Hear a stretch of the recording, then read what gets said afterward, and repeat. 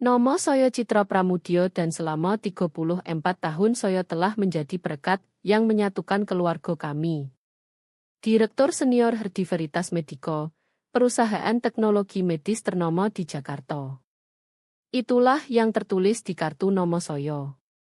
Tapi yang tak tertulis adalah saya juga pembenah keluarga, penjaga rahasia, orang yang selalu meratakan setiap retak sebelum menjadi jurang dalam. Makan malam itu terjadi pada hari Kamis. Ibu memaksa mengadakan acara keluarga bulanan di rumah kami yang luas di Pondok Indah. Rumah bergaya kolonial yang sama tempat kami dibesarkan sambil berpura-pura segalanya sempurna. Ruang makan masih harum dengan masakan spesial ibu, campuran bau rendang daging dan lilin mahal yang dibakar untuk menutupi apapun yang dia anggap perlu disembunyikan.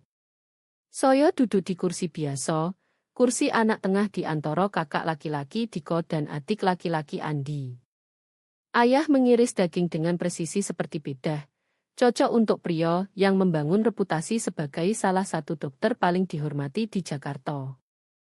Ibu berlalu lalang, mengisi gelas anggur dan mengalihkan pertanyaan tentang Mercedes baru di garasi. Hanya hadiah kecil, katanya sambil melambaikan tangan yang selalu dimanikur rapi. Praktik ayah sedang bagus sekali. Itu seharusnya menjadi peringatan pertama saya. Ibu tak pernah mengakui ketika segalanya berjalan lancar.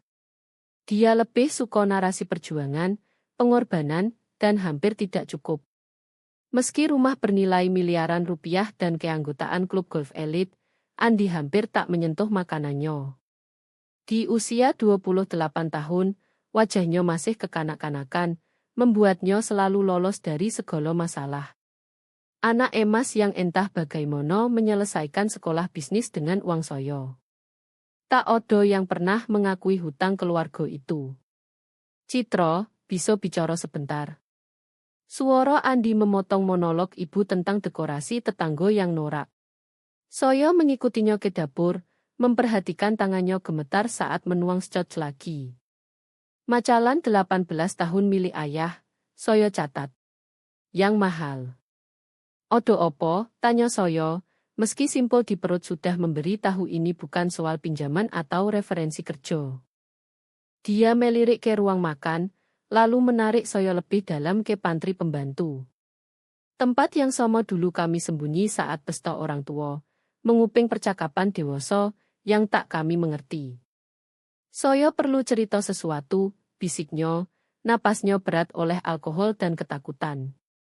Tapi kamu tidak boleh bilang ke ibu. Citra, janji dulu, please.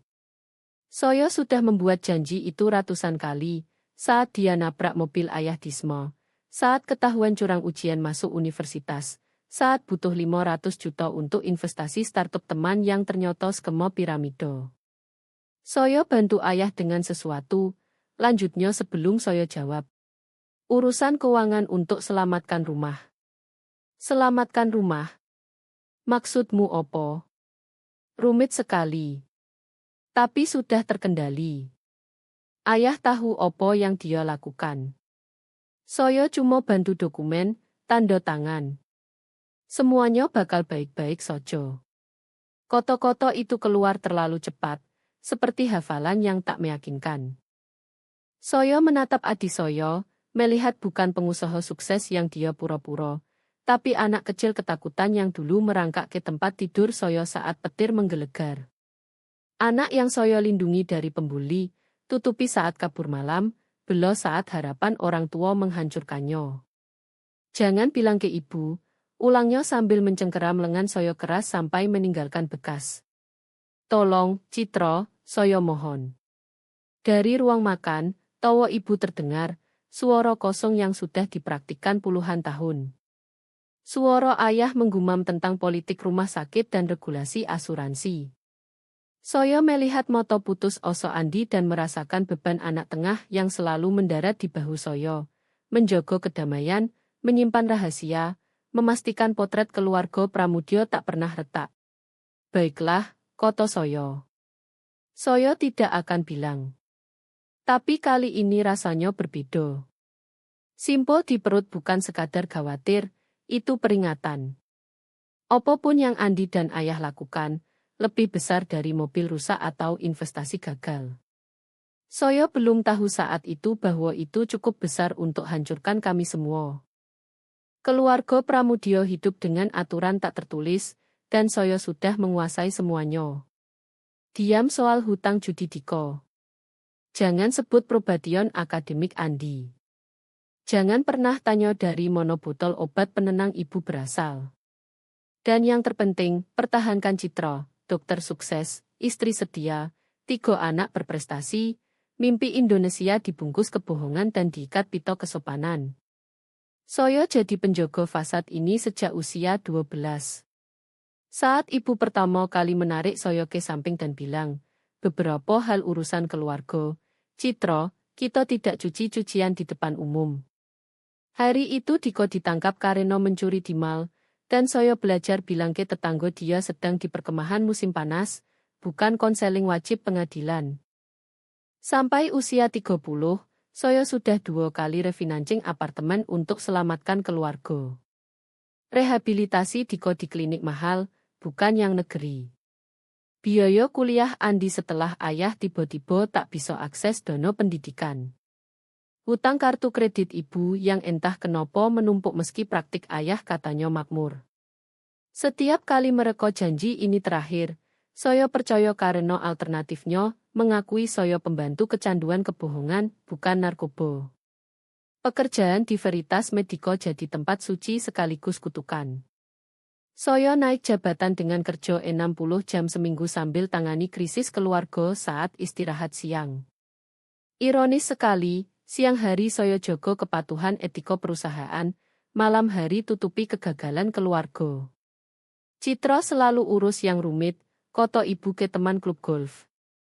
Dia pintar sekali soal detail. Detail seperti memalsukan tanda tangan ibu saat tangannya gemetar karena obat, membuat riwayat kerja palsu untuk Andi, atau nego dengan rentenir Diko pakai bonus tahunan saya. Rumah itu sendiri jadi monumen kebohongan. 6 kamar tidur, 4 kamar mandi, garasi 3 mobil penuh kendaraan lease yang tak mampu kami bayar. Persudah direfinance berkali-kali sampai saya lupa hitung. Setiap makan malam di bawah lampu kristal, yang harganya lebih mahal dari mobil orang biasa. Sementara kami bicara bulan ini uang ketat, saya ingat satu lebaran listrik diputus karena telat bayar. Kami nyalakan lilin dan bilang ke tamu untuk suasana. Ibu sajikan bebek betutu pesan kredit, ayah ceramah soal reformasi kesehatan. Diko datang mabuk, Andi bawa pacar yang malah curi perak, dan saya tulis cek dari dana darurat. Kamu begitu bertanggung jawab, koto kerabat. Orang tua pasti bangga. Mereka bangga dengan cara mereka, bangga saya tak pernah mengeluh, tak pernah tolak, tak pernah ancam ungkap kebohongan yang kami bangun bersama. Saya fondasi yang jaga rumah kartu mereka tak roboh. Tapi fondasi retak kalau terus ditekan. Setiap rahasia yang saya simpan tambah celah baru. Setiap utang yang saya bayar tambah retak lebih dalam. Saya bilang podo diri sendiri saya lindungi mereka, lindungi nama keluarga. Sebenarnya saya hanya bantu kerusakan itu tumbuh. Minggu sebelum makan malam itu, saya dapat promosi jadi wakil presiden dengan gaji yang akhirnya bikin saya bisa bernapas. Saya rencanakan cerita di makan malam untuk rayakan sesuatu yang asli sekali. Tapi malam itu saya malah janji simpan rahasia baru, tambah kebohongan ketumpukan. Saat pulang malam itu, koto-koto Andi bergema di kepala, urusan keuangan untuk selamatkan rumah. Rumah memang pernah bermasalah, saya sendiri sudah selamatkan berkali-kali. Kali ini beda. Ketakutan di mata Andi, tingkah ayah yang mendadak gelisah, pengeluaran ibu yang tiba-tiba membeludak, semua tunjuk ke sesuatu lebih besar dari disfungsi biasa kami. Saya sudah 22 tahun jadi orang bertanggung jawab, pembenah, penjaga rahasia.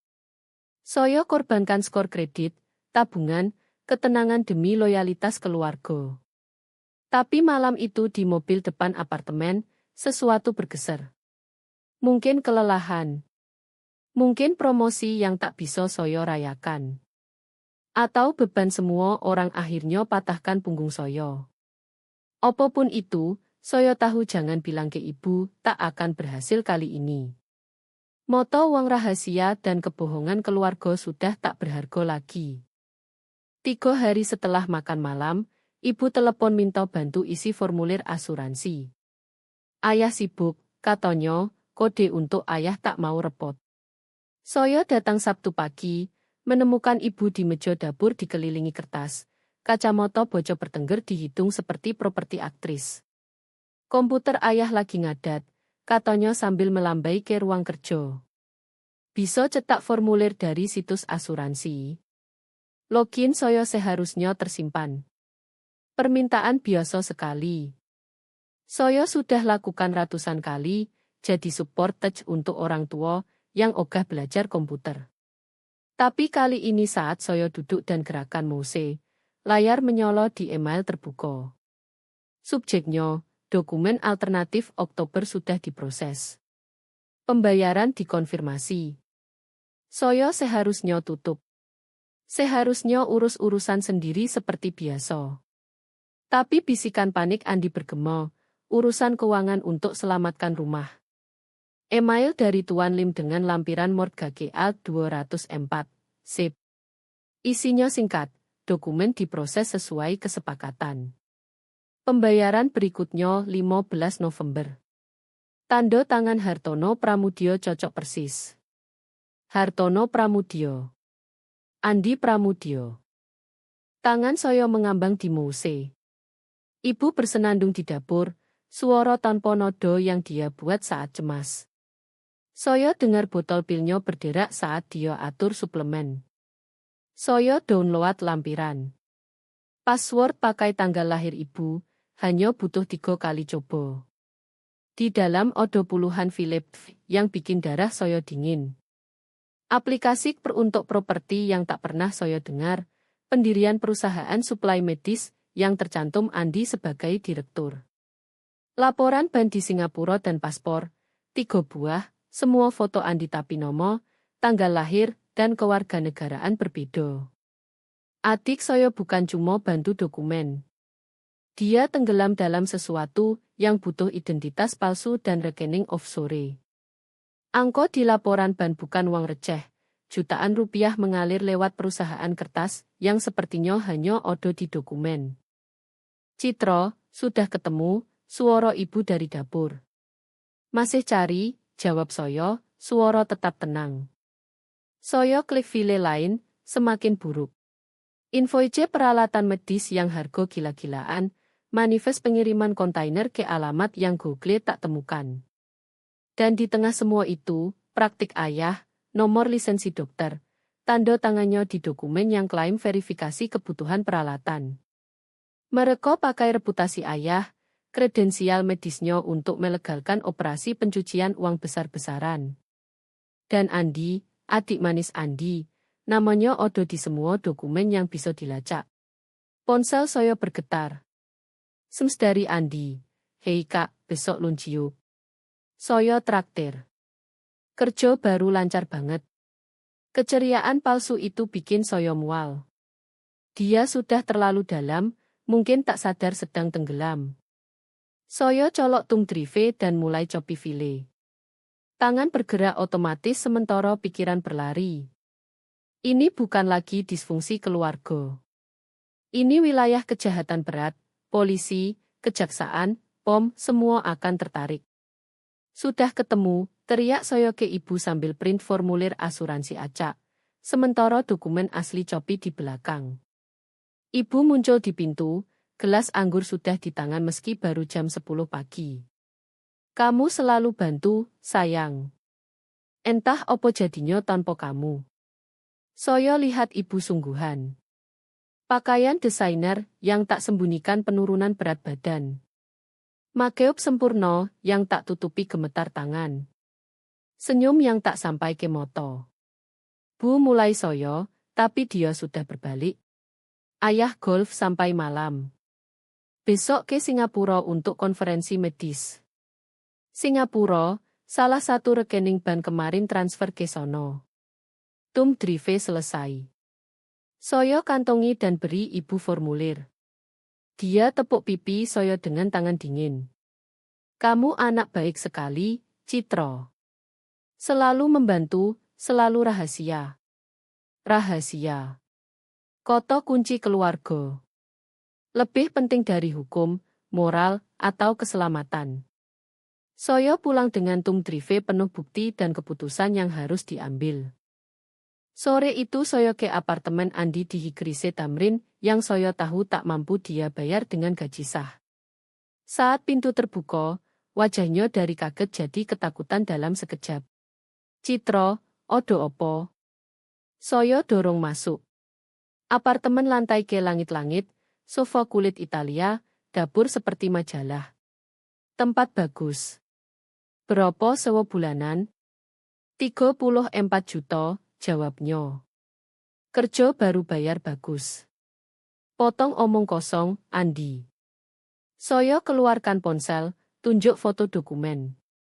Tuan Lim, dokumen alternatif, 3 paspor dengan wajahmu. Andi ambruk ke sofa seperti tali dipotong. Sesaat dia seperti anak 12 tahun ketahuan curi kue. Lalu wajahnya hancur dan dia menangis. Saya tak bermaksud sampai sejauh ini, isaknya. Seharusnya simpel. Cuma tanda tangan, dokumen. Ayah bilang praktiknya bermasalah, gugatan malpraktik, asuransi tak bayar, audit POM. Dia butuh bantu pindah uang, jogo agar tak tenggelam. Seharusnya sementara. Saya duduk di depannya, amarah bertarung dengan naluri menghibur. Andi, ini bukan pindah uang. Ini pencucian uang. Perusahaan suplai medis itu. Saya tahu sekarang, dia usap muka dengan lengan. Tapi awalnya saya kira nyoto. Ayah kenalkan ke orang-orang itu, bilang investor yang bisa bantu. Saat saya sadar apa yang sebenarnya terjadi, sudah terlalu dalam. Tanda tangan saya odo di mono-mono. Ibu tidak tahu. Dia tertawa pahit. Kamu bercanda? Ini bisa bunuh dia. Kamu tahu dia soal penampilan. Ayah bilang uang dari investasi baru, operasi sukses.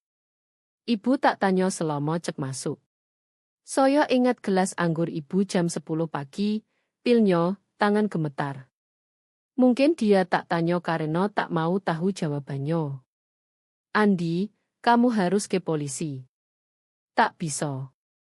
Dia bangkit, mondar-mandir ke jendela. Kamu tak mengerti. Orang-orang ini, Tuan Lim dan rekanannya, bukan pengusaha biasa. Terhubung jaringan mafia peralatan medis Singapura. Kalau saya bicara, kerjasama dengan kejaksaan, dia tak lanjut, tapi saya sudah paham dari film-film kejahatan. Jadi rencanamu opo? Terus tanda tangan sampai mereka selesai. Ayah bilang hampir selesai. Satu pengiriman besar lagi, lalu kita keluar. Dia sudah atur semua. Saya tatap adik saya, ingat semua kali mendengar kalimat serupa. Ayah sudah atur saat investasi dana kuliah di saham pasti untung. Ayah sudah atur saat ambil perkedua untuk properti pasti laris. Dia selalu sudah atur. Dan selalu saya yang bersihkan.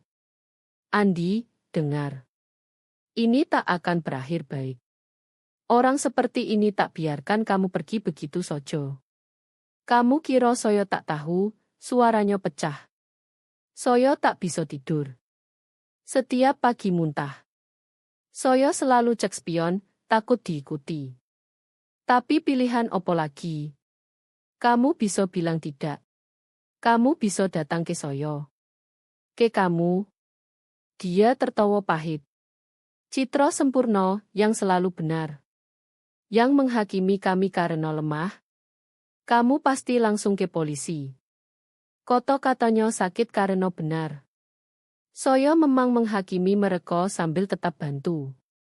Saya pakai tanggung jawab seperti baju besi, merasa lebih unggul meski uang saya habis untuk perbaiki kesalahan mereka. Saya akan bilang ke ibu, kata saya pelan. Tolong jangan. Dia jatuh berlutut, pegang tangan saya. Citra, mohon. Kasih waktu saya perbaiki. Cari jalan keluar tanpa hancurkan semua. Ibu rapuh. Ini bisa hancurkan dia. Saya lihat tangan lembutnya yang tak pernah kerja keras, tangan yang tanda tangani dokumen yang bisa masukkan dia ke penjara. Jangan bilang ibu, bisiknya lagi. Kasih saya 1 bulan. Biar ayah jalankan rencana. Kalau gagal, saya sendiri ke kejaksaan. Janji. Janji lagi. Permohonan lagi untuk simpan rahasia keluarga. Beban baru di pundak saya yang sudah 22 tahun terbawa. Tapi kali ini, lihat dokumen di ponsel, pikirkan penyidikan kejaksaan, mafia Singapura, nomor saya mungkin terseret lewat ikatan keluarga, saya tahu tak bisa bawa lagi. Maaf, Andi, kata saya sambil tarik tangan. Ini terlalu besar, terlalu berbahaya. Saya tak bisa lindungi kamu lagi. Saya tinggalkan dia menangis di apartemen mewahnya, memohon saya pikir lagi. Saat tunggu lift, saya ambil ponsel dan scroll ke nomor ibu.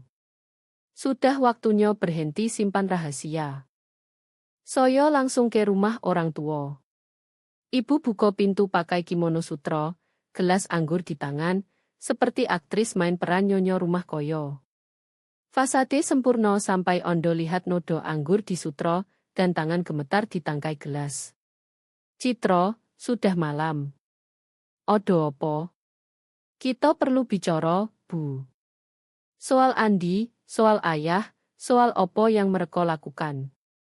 Wajahnya berubah, bingung, takut, lalu kosong hati-hati yang beritahu segalanya. Saya tak mengerti maksudmu, sayang. Masuk. Kamu kelihatan upset. Mau anggur? Saya ikut ke ruang tamu, ruangan tempat kami pose foto Natal tiap tahun. Dinding penuh foto keluarga sempurna, Diko wisuda, Andi lulus SMA, saya wisuda cum laude, semua tersenyum, semua berbohong. Bu, saya tahu soal pencucian uang, perusahaan palsu, paspor palsu. Saya lihat dokumennya. Ibu duduk perlahan, atur kimono seperti baju besi. Lama dia hanya tatap anggur di gelas, putar pelan. Kamu selalu terlalu pintar, katanya akhirnya. Sejak kecil kamu perhatikan segalanya, ingat segalanya. Ayah bilang seharusnya kami lebih hati-hati di dekatmu. Jadi ibu tahu? Tentu saja tahu. Dia teguk anggur panjang. Kamu kira saya bodoh? Percaya praktik ayah tiba-tiba makmur setelah 20 tahun biasa saja? Andi tiba-tiba sukses bisnis setelah gagal di segala hal. Pengakuan itu seperti pukulan fisik. Selama ini saya lindungi dia dari kebenaran, tutupi kesalahan laki-laki keluarga, lindungi dari kegagalan mereka. Ternyata dia tahu sejak awal. Lalu kenapa biarkan? Apa yang harus saya lakukan, Citra?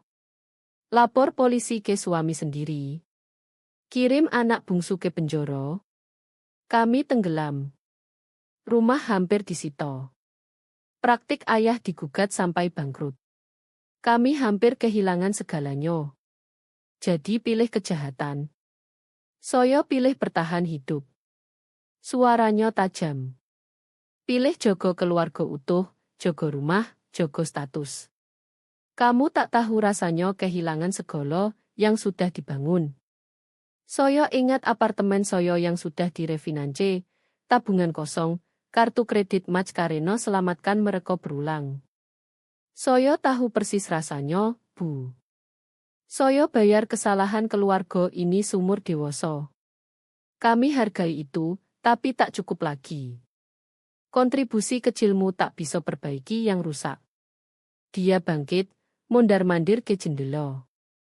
Ayah dapat solusi. Iyo ilegal. Iyo berbahaya. Tapi berhasil. Berhasil. Andi ketakutan. Punya paspor palsu.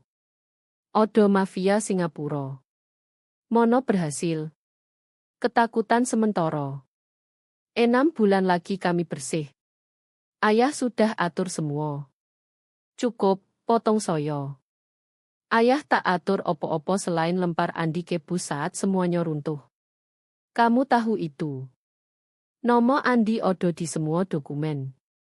Saat kejaksaan datang, dan mereka akan datang, dia yang kena. Untuk pertama kali emosi asli retak fasadenya. Ayah tak akan lakukan itu. Andi anaknya. Ayah akan jual siopo sojo untuk selamatkan diri sendiri, dan kamu tahu itu. Dia tampar soyo. Tak keras, tenaganya sudah tak odo. Tapi kejutannya buat kami berdua membeku. Dalam 34 tahun dia tak pernah angkat tangan ke soyo. Maaf, bisiknya. Soyo tak bermaksud, soyo akan ke kejaksaan, koto soyo pelan. Soyo beri mereka semua bukti. Kamu harus cari pengacara baik untuk Andi. Kamu tak boleh. Dia cengkeram lengan soyo, jari seperti cakar. Citro, pikirkan opo yang kamu lakukan. Ini hancurkan kami. Skandal, malu. Semua orang tahu. Klub golf, teman-teman, rekan ayah. Soyo tak peduli itu. Tapi Soyo peduli. Dia menangis sekarang. Mas Coro mengalir hitam di pipi. Ini hidup Soyo, Citro. Ini semua yang Soyo punya. Tanpa rumah, status, penampilan sukses, Soyo tak odo opo-opo. Hanya ibu alkohol yang menua dengan pernikahan gagal dan anak-anak mengejawaan. Kejujuran mentah itu buat Soyo mundur. Bu, ayah masuk penjara. Andi juga mungkin. Diko akan kambuh tanpa dukungan keluarga. Kamu tahu itu. Dan Soyo? Soyo jadi istri kriminal. Ibu yang besarkan penjahat. Semua yang Soyo bangun, semua pengorbanan hilang. Dia ambruk ke sofa, tiba-tiba tampak 63 tahun penuh. Kasih kami waktu. Biar ayah selesaikan. Biar kami lepas dari orang-orang itu. Lalu kami berhenti. Janji kami minta bantuan. Kami perbaiki. Janji lagi. Mohon lagi. Beban baru di pundak. Bu, koto Soyo lembut, sudah terlambat. Dia pandang Soyo dengan mata merah. Kamu benar-benar lakukan ini? Hancurkan keluarga sendiri. Soyo coba selamatkan yang tersisa. Soyo berbalik ke pintu, tapi suaranya hentikan. Kamu tahu, katanya pelan. Kami beri kamu segalanya. Sekolah swasta, kuliah, awal hidup bagus. Kami bangun fondasi kesuksesanmu, dan ini balasanmu. Soyo lihat balik wanita yang besarkan Soyo, ajari berbohong sambil senyum dan simpan rahasia seperti harta. Kamu ajari Soyo lakukan hal benar, Bu. Meski sakit, terutama saat sakit. Tidak, katanya sambil raih botol anggur. Soyo ajari lindungi keluarga di atas segalanya. Kamu tak pernah pelajari pelajaran itu. Soyo tinggalkan dia tuang anggur dengan tangan gemetar. Saat Soyo pergi, Soyo tahu dia sudah telepon ayah, beri peringatan mereka punya beberapa jam untuk rencana, sembunyikan yang bisa, bangun kebohongan baru. Tapi tak cukup. Kali ini tidak. 3 hari kemudian di kantor Veritas Medico, asisten Soyo ketuk pintu. Citro, Odo yang harus kamu lihat. Dia beri tablet.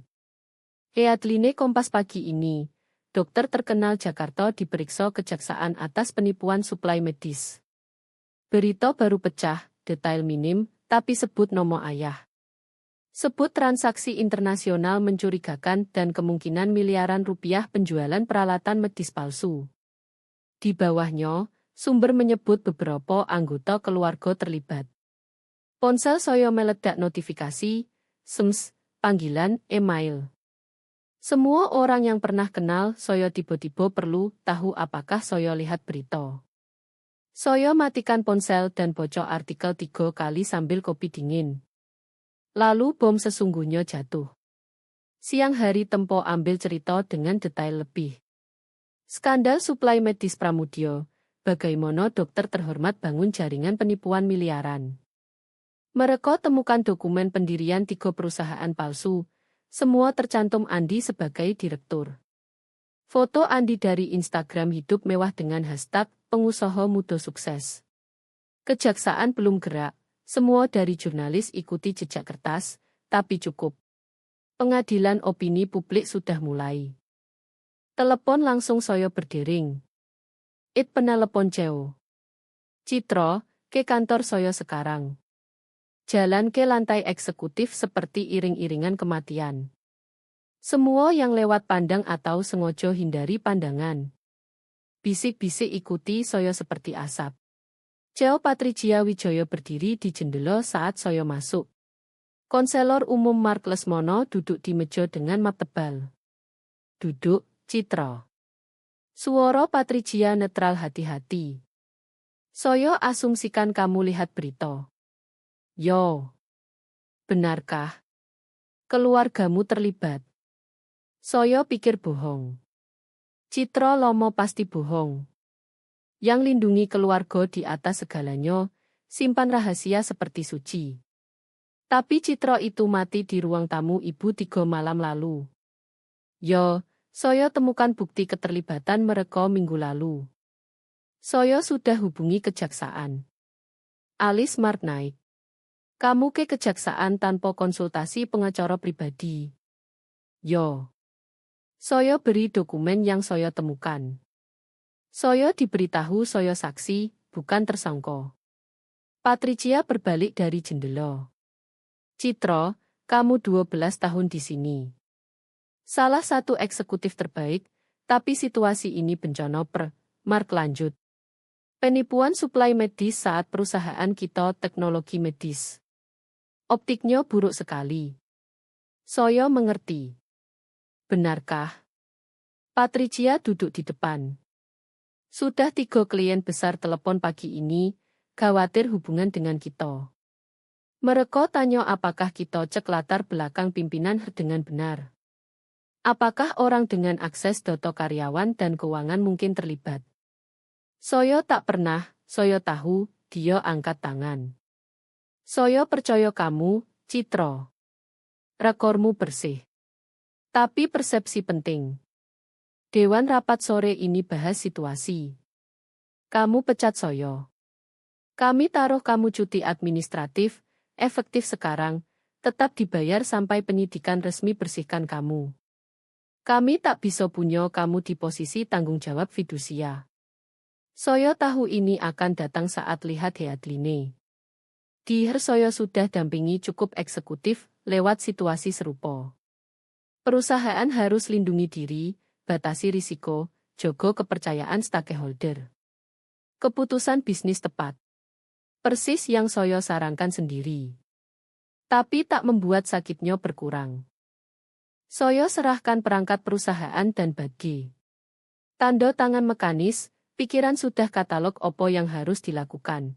Kunci LinkedIn sebelum wartawan hubungi pengacara lindungi aset, hitung bagaimana bayar tanpa gaji. Citra, kata Patricia saat saya berdiri. Seberapapun, saya pikir kamu lakukan hal benar ke kejaksaan. Pasti tak mudah. Tidak, saya setuju. Tak mudah. Satpam antar saya ke kantor kemas barang pribadi. 12 tahun jadi 1 kardus. Asisten saya menangis saat saya serahkan bagi. Ini tak adil, bisiknya. Semua tahu kamu tak seperti mereka. Tapi saya seperti mereka di hal yang penting. Saya bantu, tutupi, danai kehancuran mereka dengan diam dan uang. Bedanya, saya akhirnya pilih berhenti. Satpam antar ke garasi parkir. Saat tunggu lift, dia berdehem. Kakak ipar saya pernah terlibat hal serupa. Kejahatan kerah putih, bisnis keluarga. Dia sekarang di penjara, 5 + 7 tahun. Maaf mendengarnya. Dia bilang yang terburuk bukan waktunya. Tapi tahu orang luar tangani kekacauan yang dia buat. Malu, utang, kepercayaan rusak. Lift datang, dia tahan pintu. Butuh keberanian besar jadi yang bicara. Kebanyakan orang biarkan sampai kejaksaan dobrak pintu. Saya pulang dengan karier di kardus. Ponsel diam di tas. Rahasia keluarga saya sudah jadi berita nasional. Radio berita lokal sudah siarkan segmen skandal keluarga Pramudya, kejatuhan dinasti dokter Jakarta. Malam harinya cerita jadi nasional. Media nasional tayang foto Instagram Andi di samping gambar pengungsi. Tanya bagaimana suplai medis untuk bantuan kemanusiaan malah biayai gaya hidup mewah. Twitter buat hashtag skandal Pramudya trending. Penyidikan berjalan seperti pisau bedah, tepat dan tanpa ampun. Tiap sayatan ungkap lapisan busuk di balik permukaan keluarga kami yang dipoles. Dalam seminggu kejaksaan bekukan 17 rekening di 6 negara. Kompas buat bagan alur uang dari asuransi lewat praktik ayah ke perusahaan palsu, lalu ke luar negeri, lalu balik sebagai investasi supplier medis palsu.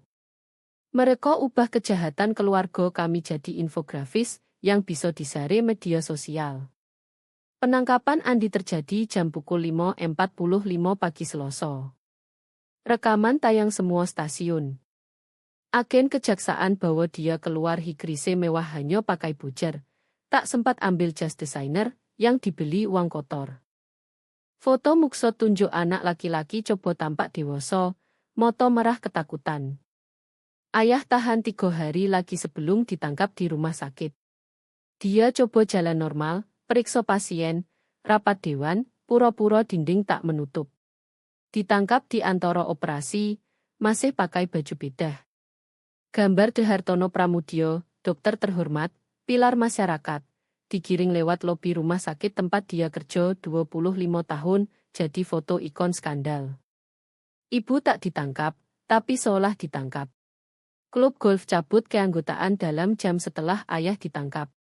Dewan Amal kirim email sopan minta mundur. Tetangga yang datang pesta puluhan tahun tiba-tiba punya alasan keluar kota saat ibu telepon. Ruang lingkup penyidikan terus melebar. Mereka temukan hubungan dengan ring penipuan POM di Surabaya, skema obat palsu di Bandung, bahkan link ke jaringan organ ilegal di Singapura. Meski pengacara ayah bersikeras dia tak tahu bagian terakhir. Tiap hari headline baru, semakin sensasional. Dari sumpah dokter ke penjahat, mafia medis keluarga Pramudya. Saya habiskan hari di kantor kejaksaan review dokumen, jawab pertanyaan, beri konteks. Mereka perlakukan saya seperti saksi bintang. Jaksa Angelo Sari bilang kerjasama awal saya percepat penyidikan berbulan-bulan. Tanpa dokumenmu, mereka punya waktu hancurkan bukti, pindah uang, hilang, katanya di sesi persiapan. Kamu selamatkan kami dan jujur mungkin selamatkan adikmu dari mati. Jaringan Singapura itu tak main-main dengan saksi longgar. Diko telepon sekali mabuk marah jam 3 pagi. Kamu perempuan sok suci, katanya cadel. Kamu hancurkan kami. Ayah mati di penjara. Ibu minum sampai mati. Andi mungkin 15 tahun. Kamu senang sekarang? Yang saya mau keluarga yang tak lakukan kejahatan negara, jawab saya lalu tutup. Media suka narasi ini, putri whistleblower pilih keadilan di atas keluarga. Mereka berkemah di luar gedung sampai pengelola tambah satpam. LinkedIn tak bisa dipakai. Tiap headhunter perusahaan di Indonesia ingin tahu apakah wanita yang laporkan keluarganya sendiri cari kesempatan baru. 3 bulan kemudian gambaran penuh muncul. Penyidikan sebar ke 10 provinsi, libatkan 43 tersangka dan lebih dari 200 miliar rupiah transaksi palsu. Yang mulai dari bantu ayah dokumen jadi salah satu konspirasi penipuan medis terbesar di Indonesia. Andi mengaku bersalah hindari sidang. Pengacaranya nego jadi 12 tahun dengan kemungkinan bebas bersyarat 7 tahun. Saat vonis, dia tampak sudah tua 10 tahun. Jas desainer hilang, ganti jumpsuit tahanan. Dia tak pandang Soyo saat Soyo bersaksi soal temuan dokumen. Ayah lawan tentu sojo, bayar pengacara terbaik. Tim hukumnya gambarkan Andi sebagai otak, ayah sebagai ayah bodoh yang coba bantu anaknya. Mungkin berhasil kalau Soyo tak beri email tunjuk ayah yang hubungi jaringan Singapura 2 tahun sebelum Andi terlibat. Sidang jadi acara sosial Jakarta. Tiap sesi penuh mantan teman, rekan, anggota klub yang dulu memohon undangan pesta ibu. Mereka tonton kehancuran keluarga kami seperti hiburan premium. Ayah dapat 20 tahun. Hakim sebut dia aib profesi medis yang langgar kepercayaan suci antara dokter dan masyarakat. Dia 68 tahun. Meski perilaku baik, kemungkinan mati di penjara. Ibu tak pernah datang sidang. Dia pindah ke apartemen kecil di Bekasi. Mercedes disita, perhiasan dijual bayar pengacara. Terakhir kali Soyo lihat dia seperti hantu, pakai daster lusuh. Semoga kamu puas, katanya saat Soyo coba kunjungi. Kamu dapat balas dendam. Bukan dendam, Bu. Itu hal benar. Benar untuk siapa? Dia tertawa pahit. Kamu masih punya hidup, integritas, moral tinggi. Soyo punya opo? Andi punya opo? Kami hanya punya malu dan hukuman penjara. Soyo tak jawab karena dia benar. Soyo pilih kebenaran di atas keluarga, keadilan di atas loyalitas. Dunia mungkin sebut mulia, tapi kemuliaan tak hangatkan malam saat semua yang pernah Soyo cintai anggap Soyo pengkhianat.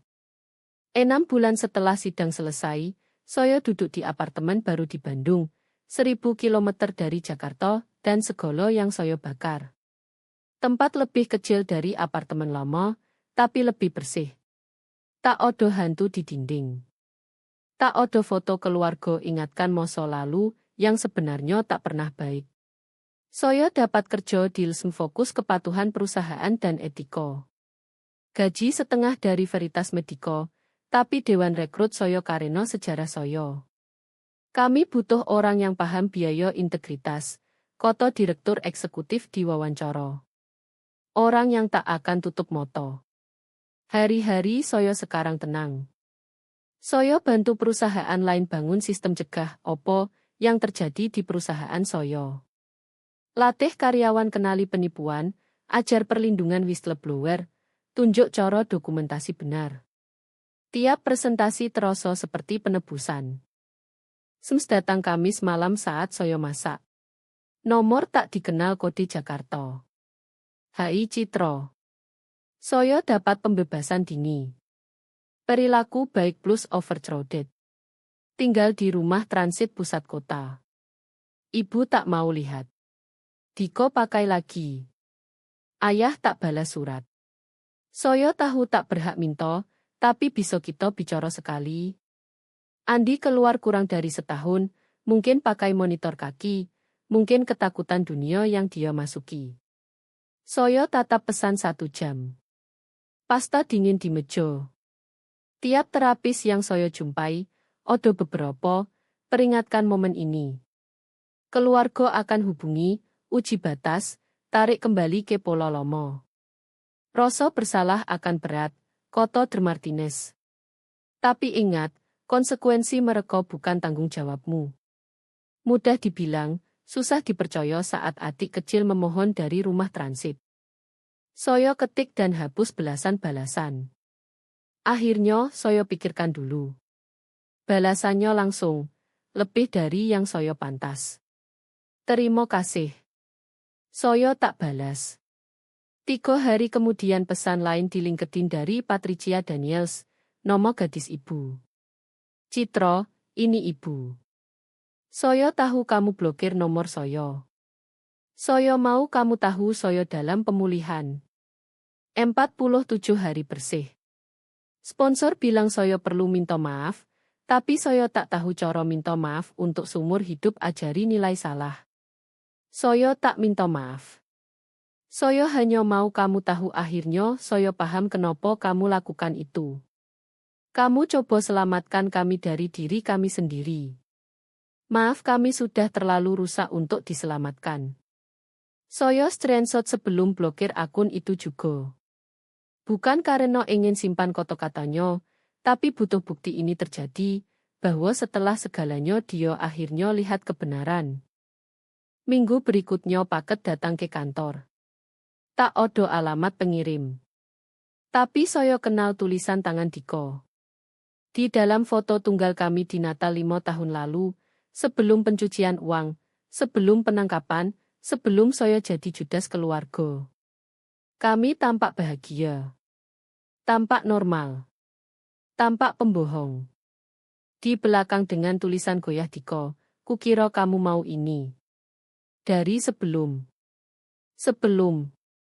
Seolah hidup kami bisa dibagi bersih. Seolah pernah ada waktu kami tak rusak, hanya lebih pandai sembunyikan. Saya simpan foto di laci meja seminggu, kadang keluarkan pelajari wajah kami. Senyum percaya diri ayah yang sembunyikan putus asa. Makeop sempurna ibu yang tutupi kecanduan. Moto sayu Diko yang kami pura-pura tak lihat. Ekspresi antusias Andi yang sebentar lagi jadi perhitungan. Dan saya berdiri sedikit terpisah, sudah jaga jarak bahkan saat itu. Akhirnya saya hancurkan. Masa lalu tak layak disimpan kalau dibangun di atas kebohongan. Ponsel bergetar sekali lagi malam itu, nomor tak dikenal lain, pesan sederhana, kamu lakukan hal benar. Angelo Sari, Jakso, hubungi bulan setelah kasus tutup. Entah dari hormat asli atau rasa bersalah soal biaya bersaksi saya tak tahu. Tapi saya simpan pesan itu. Malam itu saya duduk di balkon kecil pandang sekiline Bandung, beda dari Gunung Jakarta, dan buka botol anggur yang saya simpan. Bukan mahal seperti koleksi ibu, hanya anggur lokal biasa. Besok Andi masih di rumah transit, belajar hidup dengan pilihan. Ayah masih di penjara, hitung tahun tersisa. Ibu bangun hari ke-48 bersih kalau dia lewati malam. Diko di manapun dia pergi saat uang keluarga kering. Dan saya akan kerja ajar karyawan orang lain berdiri untuk hal benar, meski biaya segalanya. Ponsel diam di meja. Tak ada pesan lagi dari hantu coba tarik saya balik. Saya ganti nomor 2 kali. Pindah provinsi. Bangun hidup baru di atas abu yang lama. Tapi keluarga tak bisa dilarikan. Mereka hidup dipno, gerak tubuh, cara otomatis berbohong saat ditanya kamu gimana? Baik, saya akan jawab. Seperti ibu ajari. Semuanya baik. Kecuali sekarang. Akhirnya benar-benar baik, tidak sempurna, tidak bahagia, tapi baik, jujur, bersih. Saya pikir pesan Andi, pesan ibu, foto Diko, 3 usaha berbeda tembus tembok yang saya bangun. 3 bentuk sakit yang saya sebabkan karena pilih kebenaran di atas keluarga. Saya ambil ponsel dan lakukan yang seharusnya sudah saya lakukan bulan lalu. Hapus pesan mereka, blokir sisa jalur kontak, setel do not disturb. Lalu angkat gelas ke langit Bandung, ke kota baru dan hidup baru dan harga lakukan hal benar. Saya tak menyesal, kota saya ke tak seorang pun, ke semua orang, ke diri sendiri. Dan untuk pertama kali sejak temukan dokumen di komputer ibu, saya benar-benar maksudkan itu.